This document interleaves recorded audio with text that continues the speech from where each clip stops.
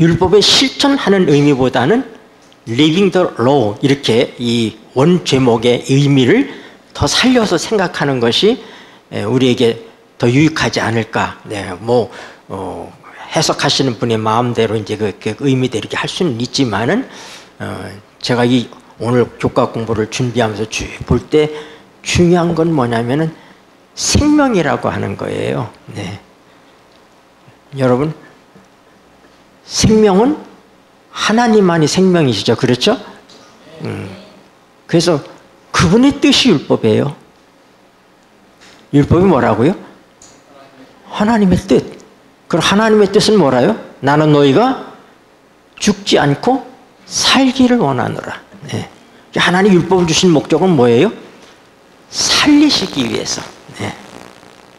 이 아주 중요한 것을 우리가 먼저 딱 그 마음속에 간직을 하셔야 돼. 하나님 율법은 뭐다? 생명이다. 그래서 저자는 Living the Law 이렇게 제목을 정한 것 같아요. Living the Law. 생명이 있는 율법. 살아있는 율법. 지금도 살아서 역사하고 있는 생명적으로 역사하는 율법. 그러니까 하나님이 주신 이 율법은 바로 뭐냐면은 하나님 백성이 하나님의 생명을 어떻게 경험하고 살아가느냐. 하나님의 생명 안에서 살아갈 때 어떤 삶을 우리가 살 수 있느냐. 이기적인 것이 아니라 이타적인 삶을 살 수밖에 없는 그걸 얘기하고 있는 거예요. 그래서 율법은 이방인들에게 필요한 것이 아닙니다. 그래서 우리 먼저 로마서 7장을 한번 좀 보는 게 좀 좋을 것 같아요. 로마서 7장. 율법과 관련 건 로마서 7장이죠.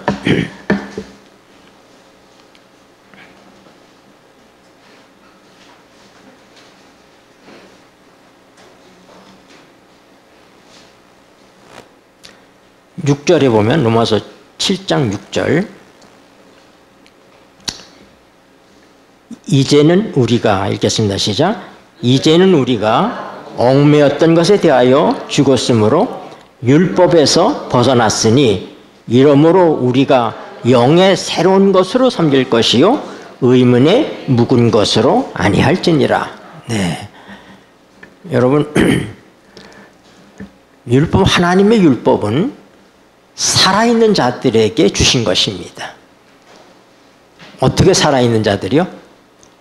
하나님의 생명 안에 살아가고 있는 자들. 하나님의 백성에게 하나님의 율법이 필요한 것입니다. 그 이스라엘 백성이 죽은 존재들이었어요. 애굽에서 노예였잖아요. 다 죽어 있었잖아요. 그런데 유월절을 통해서 예수 그리스도의 십자가를 상징하는 유월절을 통해서 그들이 애굽에서 해방되잖아요. 죽음에서부터 생명으로 옮기는 거예요. 그러면서 그들이 어떻게 해요? 홍해 바다를 건너면서 침례를 받잖아요. 그렇죠? 이제 그들이 하나님의 백성이 된 거예요. 이제 거듭났다 이 말이에요. 새 생명을 갖게 됐어요. 그러니까 이게 새 생명을 가졌으니까 하나님의 백성이 되었으니까 나는 너희의 하나님이요 너희는 나의 백성이다. 그렇게 말씀하시면 언약하시잖아요. 그러니까 어떻게 시내산에 모여서 뭘 하는 거예요? 하나님이 이제 내가 너에게 새 생명을 주었으니 새 삶을 주었으니 이제 너희는 내 뜻대로 어떻게 하라고? 살아라. 생명 있는 존재로 살아라. 네. 죽은 존재로 살지 말고 과거처럼 살지 말고 그래서 하나님께서 율법을 주시는데 율법에는 출애굽기 20장서부터 23장까지 계속되는 여러 율법들이 있어요. 그 율법 전체를 우리가 얘기할 때 언약법전이라고 얘기해요. 언약법전. 율법을 총체적으로 얘기할 때 뭐라고요? 하나님과 우리 사이의 언약의 코드다. 네. 법전이란 우리가 쉽게 쓰는 코드예요. The Code of Covenant예요. 네.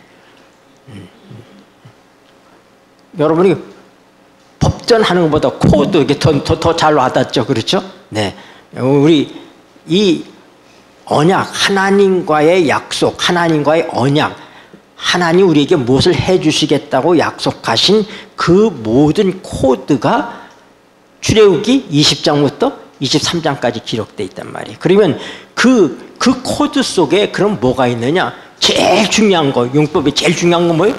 20장에 나오는 십계명. 십계명이 있어요. 그걸 우리가 토라라고 얘기하는데, 토라라고 하는 율법은 십계명도 의미하지만은 하나님의 말씀 전체를 얘기해요. 또 어떤 경우에는 모세오경을 토라라고 얘기해요. 그래서 하나님의 말씀 전체가 뭐다? 율법이다. 토라다. 이렇게 할 수 있어요. 그 가운데 가장 핵심적인 내용이 뭐다? 십계명이다. 십계명은 하나님이 친히 어떻게 하셨어요? 하나님이 친히 돌비에다가 자기 손으로 기록하셨다 이 말입니다. 그러니까 그것이 얼마나 중요한지, 하나님께서 이스라엘 백성과 언약하시는 광경은 성경에 모사된 것처럼 정말로 영원히 기억할 수밖에 없는 그런 놀라운 장면을 통해서 언약하시잖아요. 네. 하나님께서 빛 가운데, 구름과 빛 가운데 이 찬란한 가운데 임하시고, 시내에 그리고 모세가 하나님의 존전으로 올라가고 하는 그런 모든 엄숙하고 경이로운, 인간이 인간사에서 경험할 수 없는 그런 장면을 통해서 하나님께서 하나님 율법을 우리에게 반포하시는 거예요. 왜요? 우리에게 인상적이게 하기 위해서, 우리에게 각인시키기 위해서. 네. 하나님께서 그냥 뭐 좀 행사하듯이 이렇게 뭔가 이렇게 보여주기 위해서 그런 것이 아니라, 돌비의 율법을 기록하듯이 우리의 육비의 그 말씀들을 기록하시기 위해서, 여러분 어떤 정말로 극적인 어떤 놀라운 것들은 평생 안 잊어먹잖아요. 우리가 잊어먹지 않는 어떤 그런 추억들이 있잖아요. 그러니까 이 율법을 주시는 광경은 이스라엘 백성이 영원히 잊어버릴 수 없을 만큼의 그런 놀라운 축복된 영광스러운 광경을 발현해내셨다고 하는, 보여주셨다고 하는 거예요. 네. 거기에 하나님의 정말로 우리의 입장에서 우리를 사랑하시는, 우리에게 우리의 이 기억 속에서부터 잊어먹지 않도록 하시는 하나님의 어떤 의미예요? 하나님의 인간을 인간으로서 대하시는, 하나님으로서 대하시는 것이 아니라 인간이 경험하고 인간이 느끼고 인간이 볼 수 있는 그런 모습으로 율법을 반포하시는 거예요. 그러나 그것은 우리가 평상시에 경험할 수 있는 그런 모습이 아닌, 하나님만이 주실 수 있는 그런 광경이지만, 그것은 누구요? 우리들이 느끼고 경험할 수 있는 그런 형태로 하나님께서 그 모든 것들을 만드시고 발현하시고 보여주시고 선포하시고 그들이 보고 들을 수 있도록 하시면서 율법을 우리에게 주셨다고 하는 거예요. 그럼 그 십계명 외에 뭐가 있어요? 성경에 보면은 내가 너에게 율례를 줬다. 율례가 있어요. 또 뭐가 있어요? 규례가 있어요. 네. 또 뭐가 있어요? 법도가 있어요. 이런 말씀들이 성경에 많이 나오죠. 그것이 다 언약의 법전 속에 다 들어갑니다. 그러나 그 핵심은 뭐라고요? 십계명이고, 그 십계명을 풀이한 것이 율례와 규례와 법도라고 하는 거예요. 그래서 율례라고 하는 것은 특별히 예수님의 십자가를 묘사하는 여러 제사 제도들, 하나님과 하나님의 백성이 어떻게 산 관계를 가지고 우리가 영원한 하나님의 자녀가 될 수 있는지에 대한 것들을 율례를 통해서 우리의 사는 길을 보여주신 거예요. 그 모든 제사 제도가 그게 바로 뭐예요? 양의 죽음을 통해서 우리가 살 수 있는 길을 보여주셨다 이 말입니다. 그래서 우리 성경에 수없이 많아요. 제가 많이 적어 갖고 왔는데, 너희가 율례와 규례와 법도를 준행하면 살리라 하는 말씀이 레위기 18장 5절, 레위기 25장 18절, 신명기 4장 1절, 신명기 5장 33절, 신명기 6장 24절, 신명기 8장 1절, 신명기 30장, 신명기 30장 한번 읽어봅시다. 신명기 30장.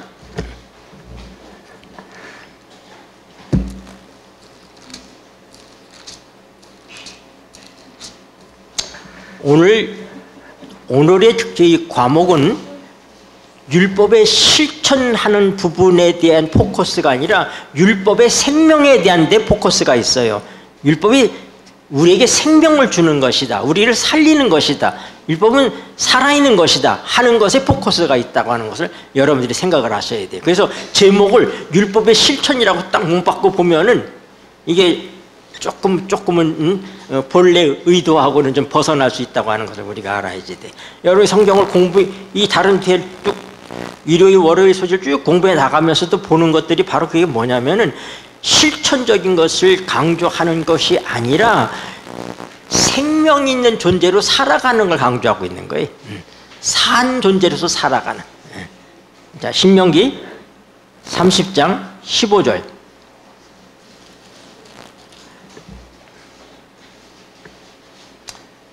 보라, 읽겠습니다. 우리 같이.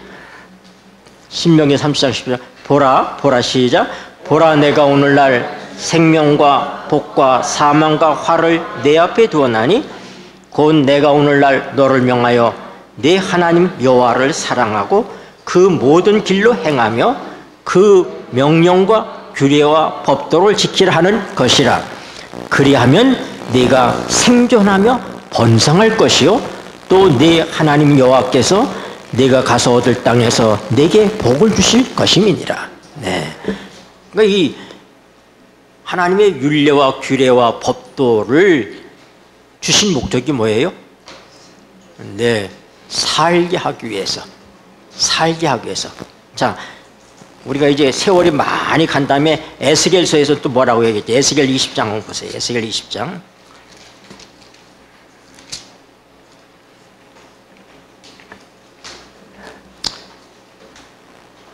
11절.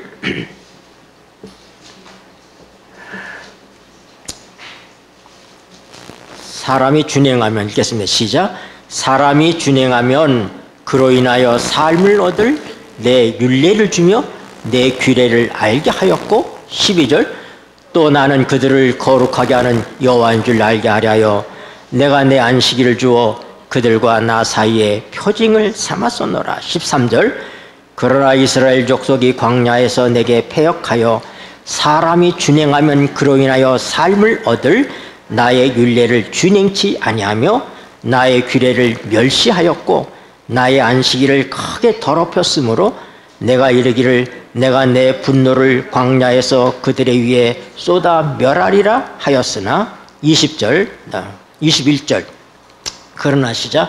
그러나 그 자손이 내게 패역하여 사람이 준행하면 그로 인하여 삶을 얻을 나의 율례를 쫓지 아니하며 나의 규례를 지켜 행하지 아니하였고 나의 안식일을 더럽혔는지라. 이에 내가 이르기를 내가 광야에서 내 분을 그들 위에 쏟으며 내 노를 그들에게 이루리라 하였으나. 여러분, 그러니까 자, 하나님의 율법은 뭐라고요? 하나님의 뜻이다.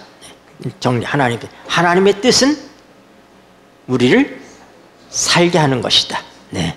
하나님은 생명이시요 생명을 주시는 분이시기 때문에 그분이 갖고 있는 뜻, 그분의 생각은 모두가 살기를 원하십니다. 그렇죠? 생명과와 선악과를 에덴 동산에 두어선 이유는 뭐예요? 생명과를 먹고 살라고 하는 것이지 선악과를 먹고 죽으라고 하는 것이 하나님 뜻이 아니잖아요. 그렇죠? 네. 그 하나님의 율법은 생명과 관련이 있다면 우리를 살게 하기 위해서 주신 것이다 이 말입니다.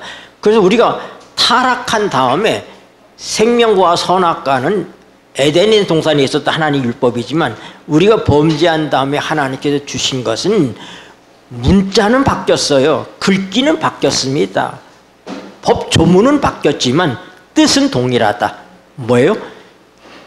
준행하면 그로 인하여 삶을 얻을 내 율례와 규례와 법도를 내가 주었다. 네. 그러니까 하나님의 율법은 뭐 때문에? 하나님의 생명을 주시기 위해서 주신 것이다. 그러니까 더 리빙 로란 말입니다. 생명 있는 율법. 네.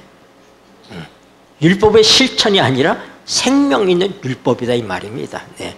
그래서 하나님께서 우리에게 사랑하시기 때문에 하나님의 생명을 우리에게 주셨는데 그 생명을 유지하고 누리고 살아가는 일을 어떻게 해요? 하나님의 십계명과 율례와 규례와 법도를 통해서 설명하고 계시다 이 말입니다. 네, 우리 법도라고 하는 것은 뭐냐면은 좀 기념적인 의미예요. 유월절을 기념해서 지키게 하고 이런 것들 있잖아요. 네, 그런 것들이 법도예요. 네.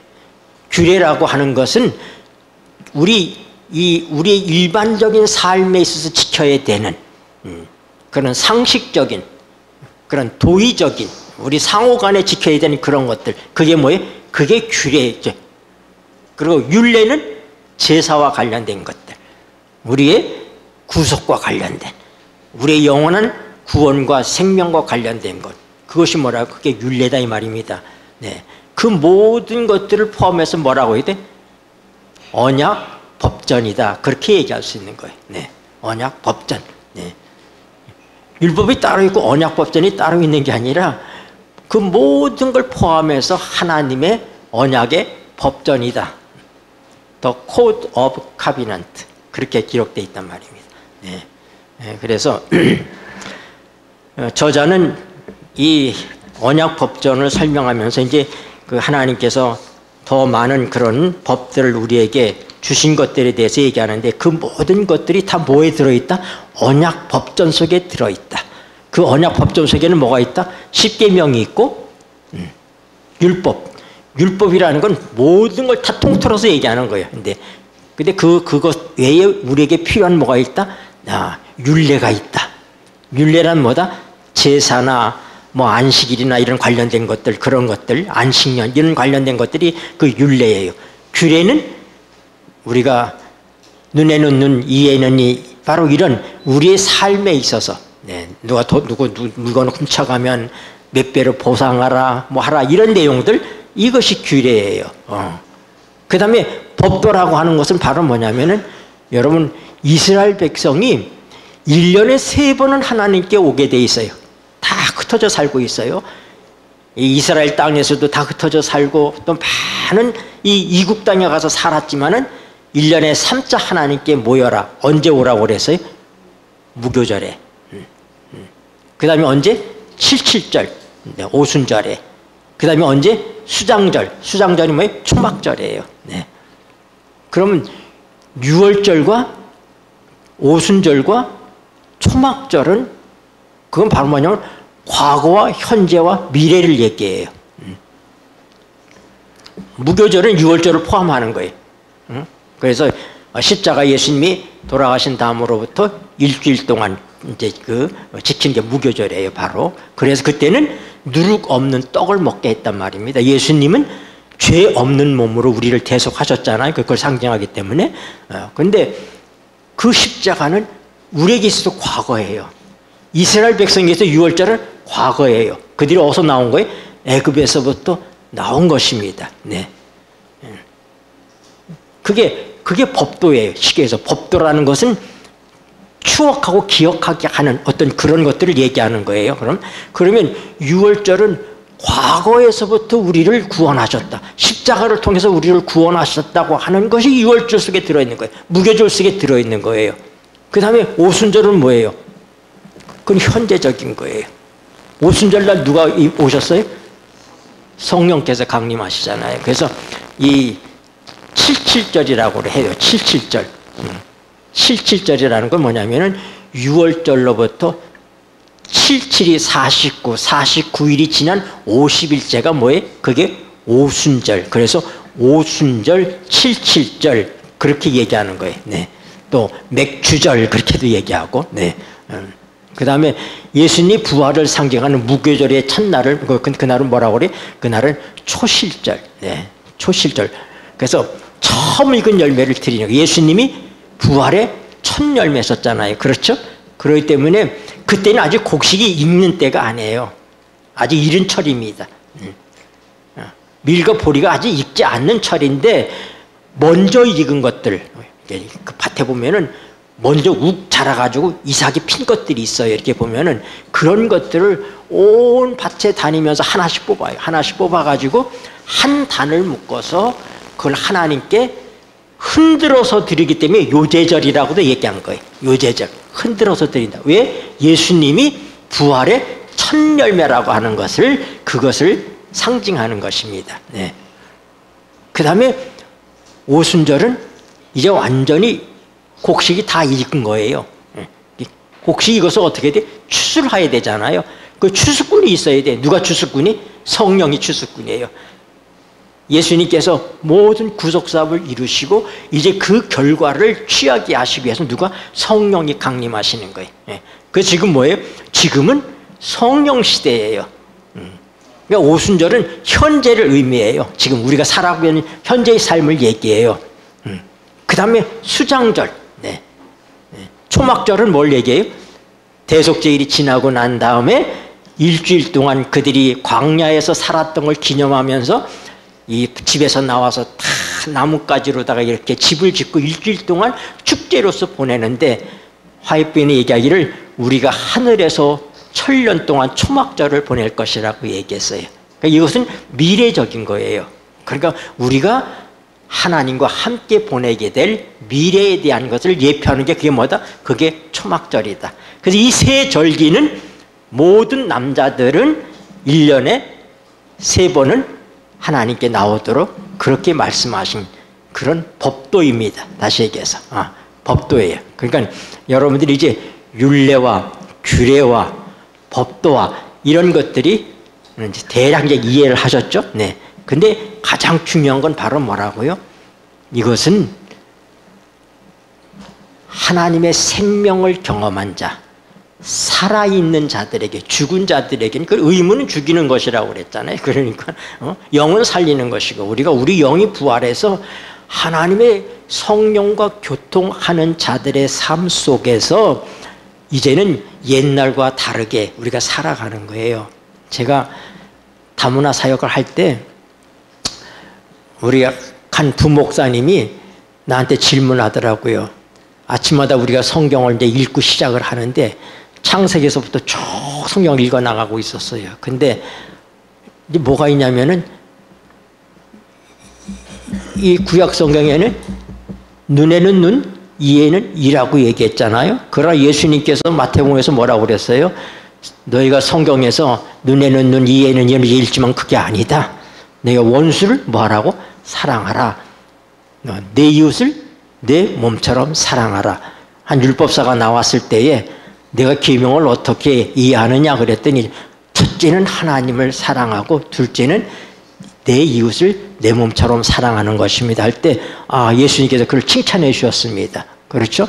여러분 눈에는 눈이라고 하는 것과 내 이웃을 내 몸처럼 사랑하는 건 똑같은 계명이에요. 왜요?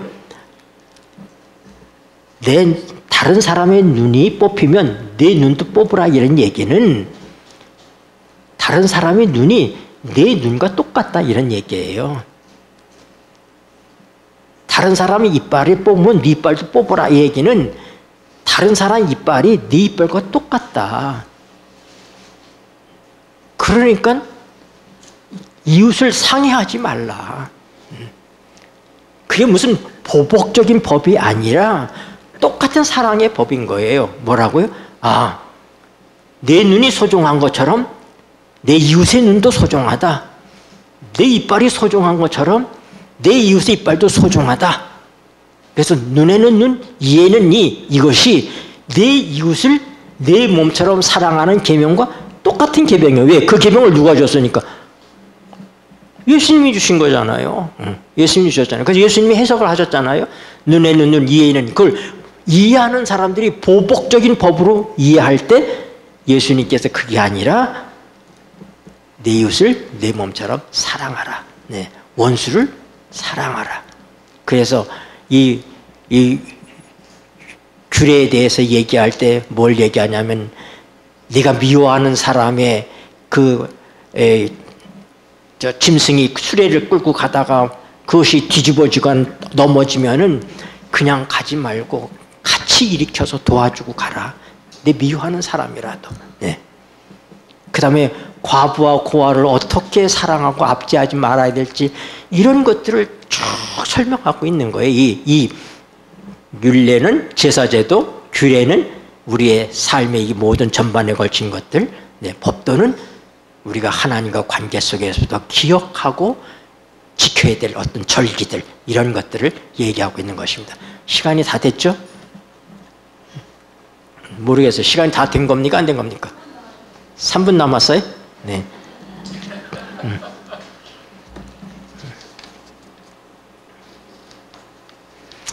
자, 목일수지를 보세요. 목일수지.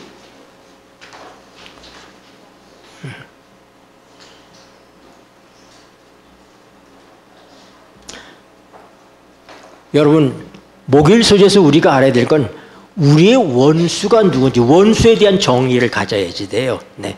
누가 원수입니까? 누가 원수입니까? 사단이 원수죠. 사단이 원수예요. 네. 그러면 사단에게 복수해 줄 수 있는 분은 누구밖에 없어요?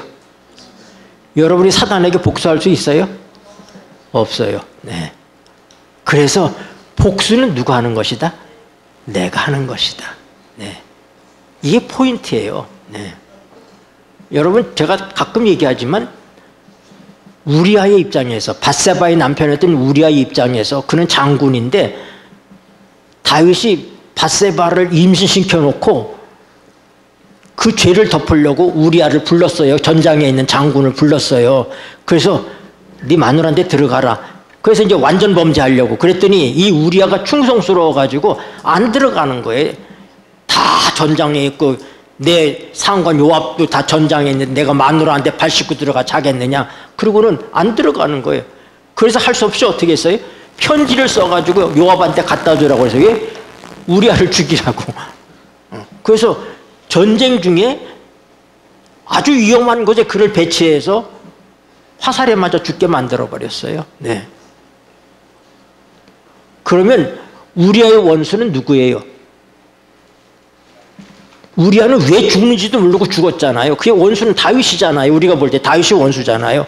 그냥 하늘에 가니까 원수가 하늘에 와 있어요.